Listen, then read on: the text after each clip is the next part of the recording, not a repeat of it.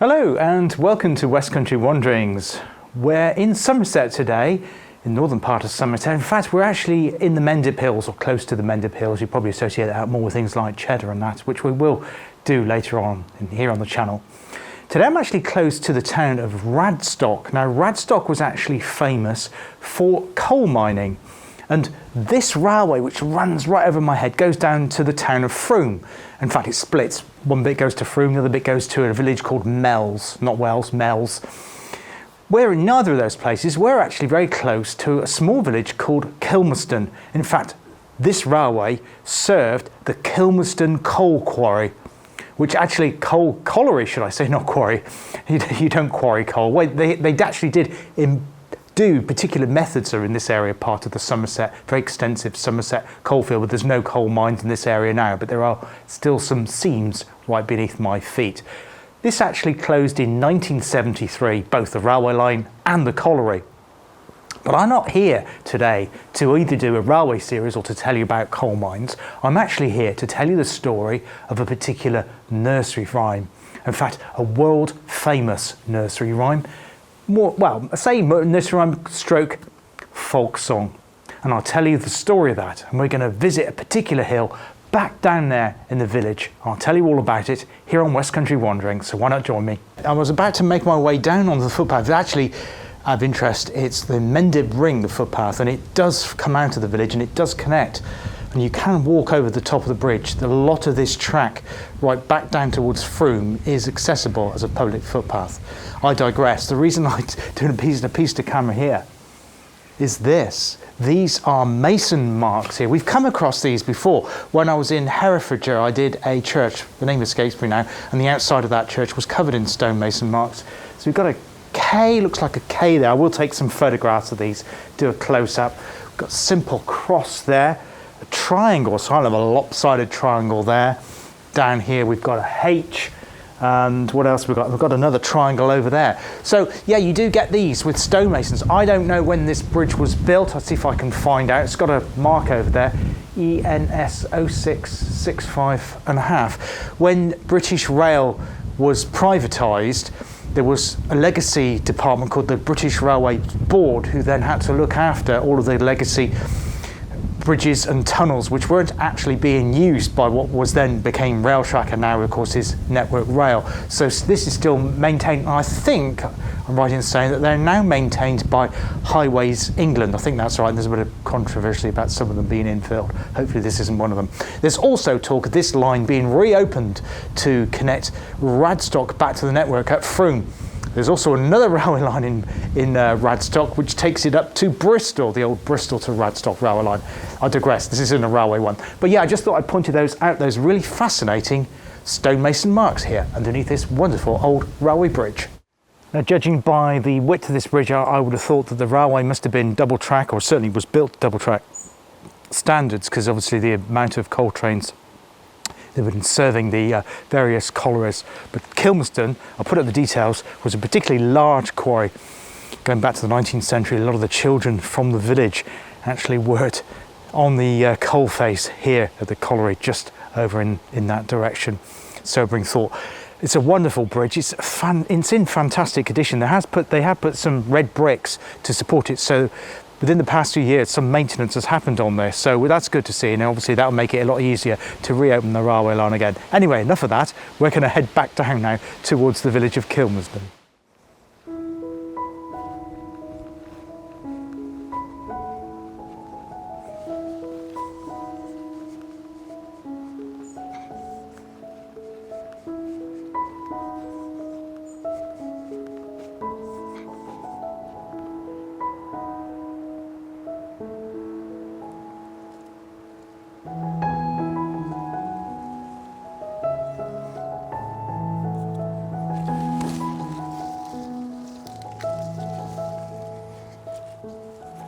I've just taken the apple off the tree there in this orchard here. It looks really, really scrummy, really bright green and red, nice and crisp. I've checked it for grubs. There's no brown marks, no holes or anything in it. So just going to give it a taste.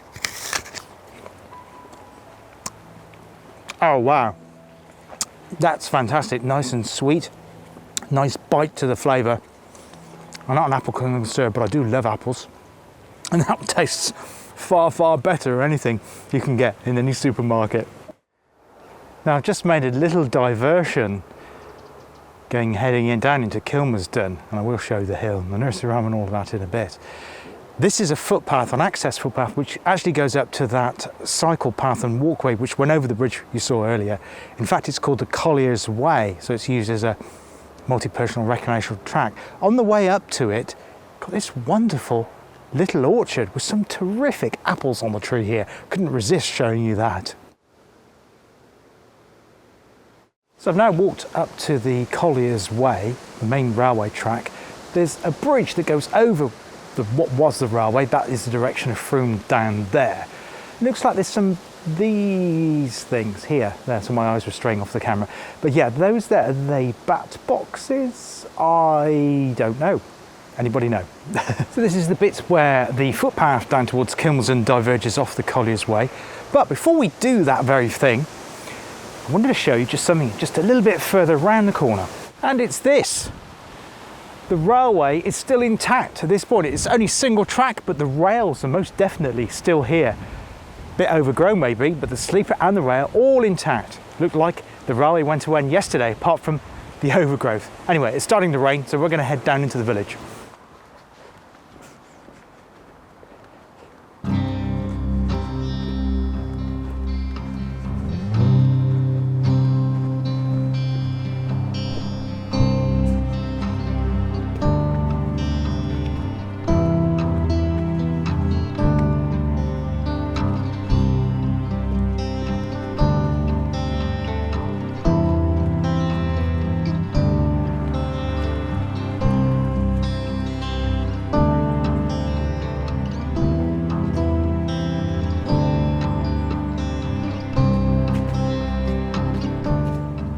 So I've walked back to the village of Kilmersdon from where we started by the old railway line there, Collier's Way, that's the one, to near the church. Now near the church is around Ames Lane, I think it said. So you saw me walking towards that. And there's a plaque there, a stone plaque there, carved there. It's actually placed there in the year 2000. In fact, it was a Millennium project. So I'm sat at the bottom of Jack and Jill Hill. Yes, one and the very same. The one we all learnt at primary school, the nursery rhyme. And this is the hill. This is the hill where Jack fell down. I'll recite the nursery rhyme, include its additional verses. I'll tell you about how those came about, and also the history of the folklore surrounding the famous nursery rhyme. What we're going to do first, though, is make our way to the top of Jack and Jill Hill, while I tell you some more. As you go up, though, there are a series of stones, just gone past number 1, which just simply says Jack and Jill. So we're going to find all the rest as we go up the hill. So we now got to number 2. So we had Jack and Jill went up the hill.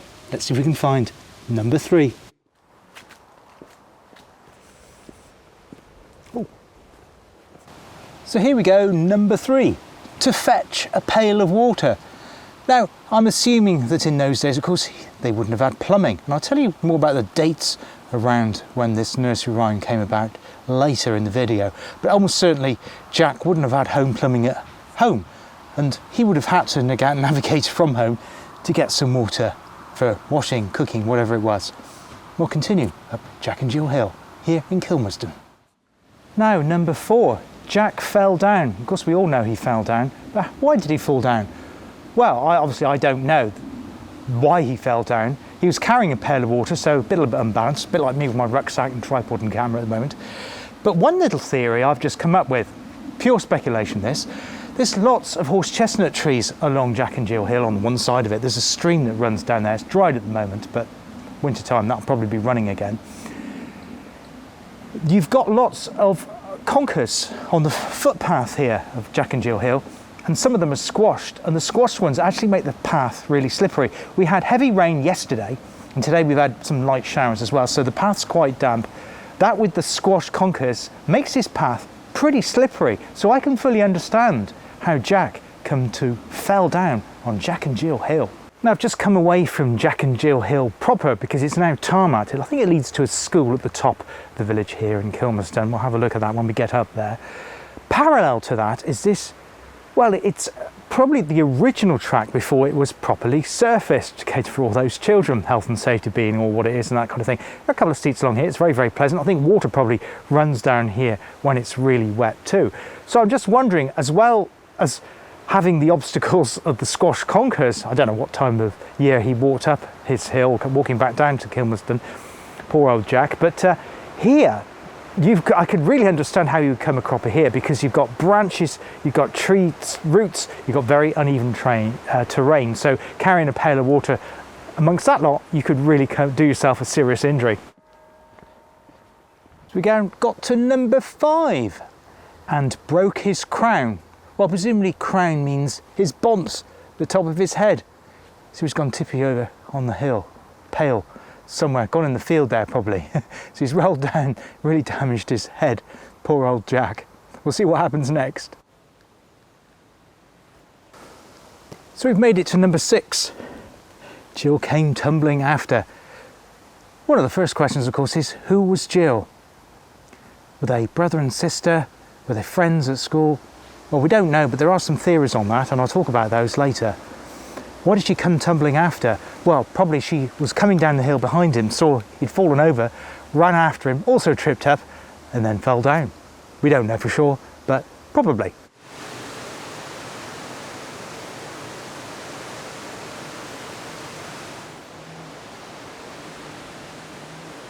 Now made it to the top of Jack and Jill Hill, and yes, we have a well.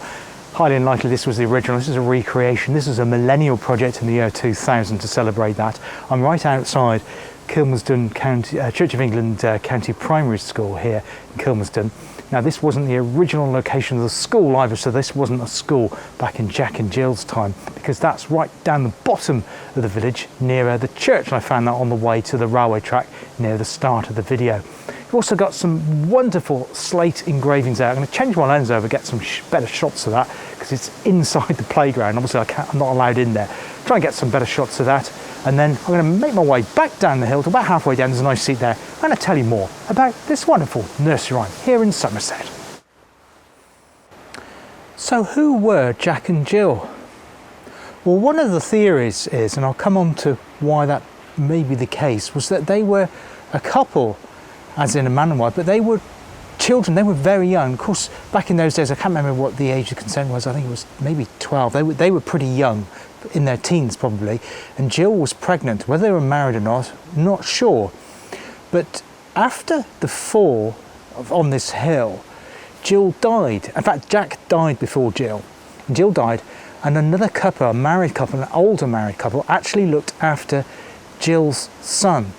Now there is a very common surname in Kilmersdon called Gilson, and that is a derivative, we are led to believe, of Jill's son, who went on obviously to marry and have children himself in this local community here in North Somerset. And that's a fact I just find absolutely incredible. So yes, there is a direct connection here to Kilmersdon. It's just not legend that this was the nursery rhyme.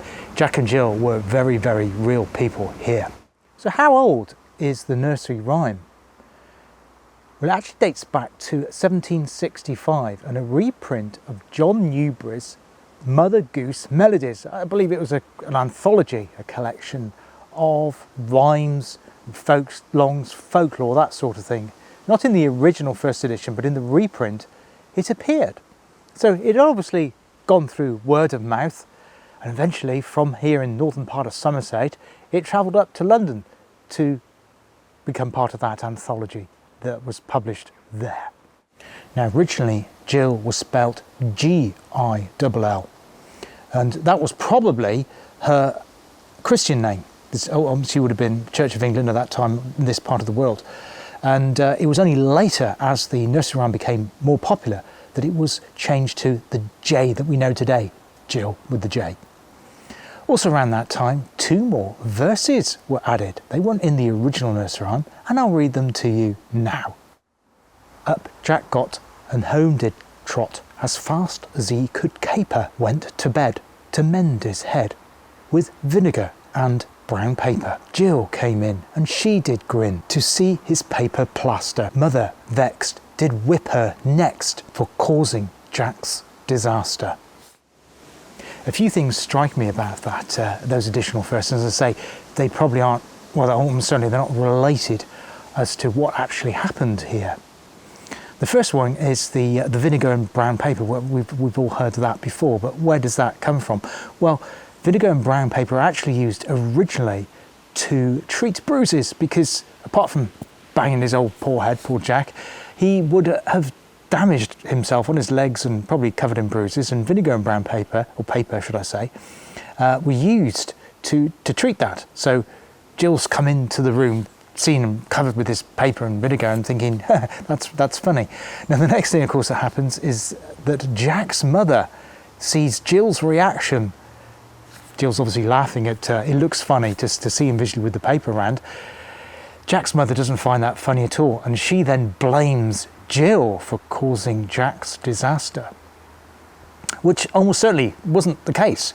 And in fact, what probably had happened was that Jack, as I say, I surmise that he could have tripped on the slipperiness here. That may not have happened. Is more likely it was the ravine bit that is just running below me here, that section there, which is a lot more treacherous with the tree roots. And I think because he slipped up, she wanted a portion blamed to somebody, and she was the person that just happened to be in the room at the same time, so poor Jill got the blame.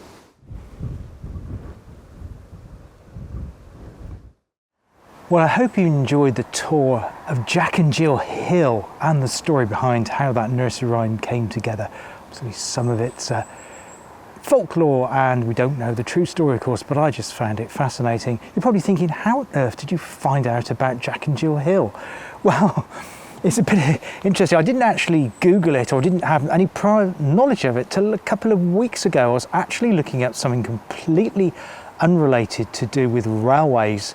And it was a railway forming. It might have been what was the first Great now Jubilee railway forming, and they were talking about old railway lines on there and ones that could be brought back into use again. And of course they were talking about the line here to Radstock, because of the railway is still there.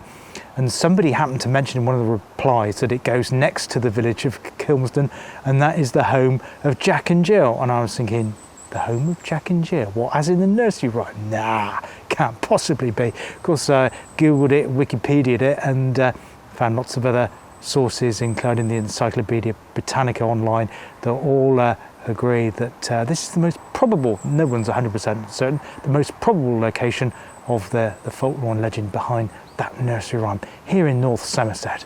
Before I go today, what I'll do is I'm just going to go around my different lens, different camera, take some shots. Beautiful village here, stunning brickwork and architecture as well. Some fantastically talented stonemasons. I think we attested that at the beginning of the film where we saw the stonemasons marks underneath that railway bridge there, didn't we? But I'll leave you those shots and I'll say goodbye just after I've got some photos to some music for you.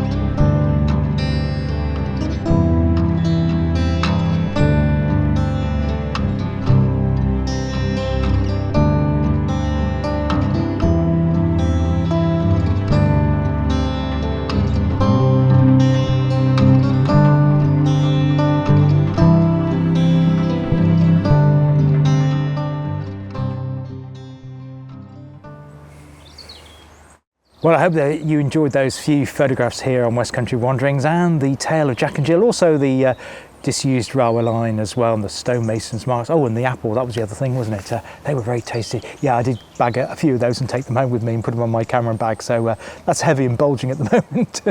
Very, very tasty, as I say, much nicer than the supermarket ones. Hope you enjoyed it. Don't forget the Facebook group. Lots more people have joined that now, I think 47, 48, so go up to that. Oh, and I've just passed over 1,000 subscribers. That's the other news on the channel, so if you've subscribed to my channel, I really do appreciate that. It's not a big event in the sense that nothing's going to change. It's not going to be monetized or anything like that. May monetize the channel at some future point, but there are not going to be any ads appearing on the channel over and above the ones that YouTube already put on the start, which I have no control over those. But it's not going to be monetized and there's going to be no changes. So just enjoy hopefully you enjoy the content. That's not going to change, but if you have subscribed, I really do appreciate that. And I really appreciate it if you share my videos. I know particularly some of the railway ones, the older railway ones, seem to be popping up in various Facebook groups because they seem to be getting quite a few views now. I hope to see you on the channel again very soon. All the best for now. Take care. Bye-bye.